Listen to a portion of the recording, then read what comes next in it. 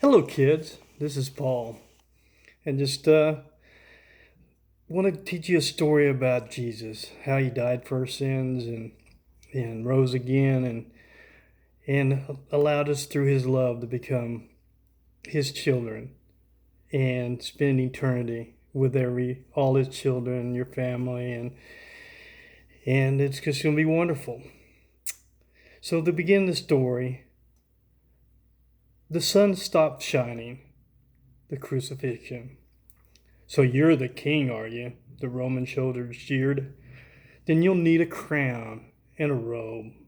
They gave Jesus a crown made of thorns. They put a purple robe on him, and they pretended to bow down to him. "Your Majesty," they said.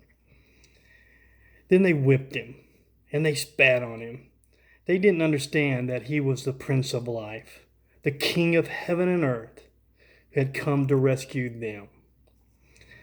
The soldiers made a sign, "Our King," and nailed it to a wooden cross. They walked up a hill outside the city. Jesus carried the cross on his back. Jesus had never done anything wrong, but they were going to kill him the way criminals were killed. They nailed Jesus to the cross. "Father, forgive them," Jesus gasped.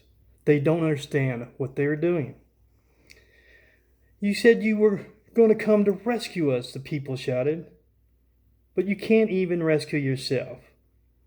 But they were wrong. Jesus could have rescued himself. A legion of angels could have flown to his side if he had called. "If you're really the Son of God, you would just climb down off that cross," they said. And of course they were right. Jesus could have just climbed down. Actually, he could have just said a word and made it all stop.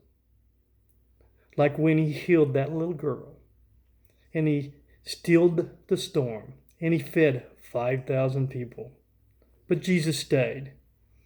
You see, they didn't understand. It wasn't the nails that kept Jesus there. It was love. "Papa," Jesus cried frantically, searching the sky. "Papa, where are you? Don't leave me." And for the first time, and the last, when he spoke, nothing happened, just a horrible, endless silence. God didn't answer. He turned away from his boy. Tears rolled down Jesus' face, the face of the one who would wipe away every tear from every eye. Even though it was midday, a dreadful darkness covered the face of the world. The sun would not shine. The earth trembled and quaked. The great mountains shook. Rocks split in two. Until it seemed that the whole world would break. The creation itself would tear apart. The full force of the storm of God's fierce anger at sin was coming down on his Son instead of his people. It was the only way God could destroy sin and not destroy his children whose hearts were filled with sin. Then Jesus shouted in a loud voice, "It is finished." And it was. And he had done it. Jesus had rescued the whole world. "Father," Jesus cries, "I give you my life." And with a great sigh, he let himself die. Strange clouds and shadows filled the sky, purple, orange, black, like a bruise. Jesus' friends gently carried Jesus. They laid Jesus in a new tomb carved out of a rock. How could Jesus die? What had gone wrong? What did it mean? They didn't know anything anymore, except they did know their hearts were breaking. "That's the end of Jesus," the leaders said. But just to be sure, they sent strong soldiers to guard the tomb. They hauled a huge stone in front of the door to the tomb so that no one could get in or get out. God's wonderful surprise, the resurrection. Jesus' friends were sad. They would never see their best friend again. How could this happen? Wasn't Jesus the Redeemer, the King God had promised? It wasn't supposed to end like this. Yes, but whoever said about the end, anything about the end? Just before sunrise on the third day, God sent an earthquake and an angel from heaven. When the guards saw the angel, they fell down with fright, and the angel rolled the huge stone away, sat on top of it, and waited.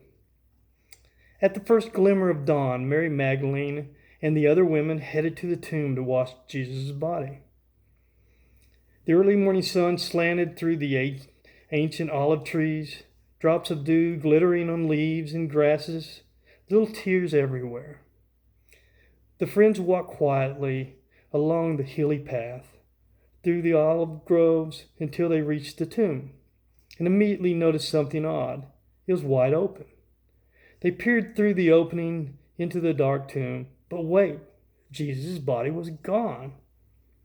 And something else. A shining man was there, with clothes made from lightning. Don't be scared, the angel said. But they couldn't help it. They screamed anyway. The angels asked him, "What are you doing here?" "This is a tomb, and tombs are for dead people." The women couldn't speak. "Jesus isn't dead anymore," he said. "He's alive again." And their hearts leaped. And then the angel laughed with such gladness that they felt for a moment as if they had woken from a nightmare. The other women rushed home, but Mary stayed behind. How could it be true? Jesus was definitely dead. How could he be alive? Just then Mary heard someone else in the garden. Perhaps it was the gardener, she thought. He'll know where Jesus' body is. "I don't know where Jesus is," Mary said urgently. "I can't find him." But it was all right. Jesus knew where she was, and he had found her. "Mary." Only one person said her name like that. She could hear her heart thumping. She turned around. She could just make out a figure.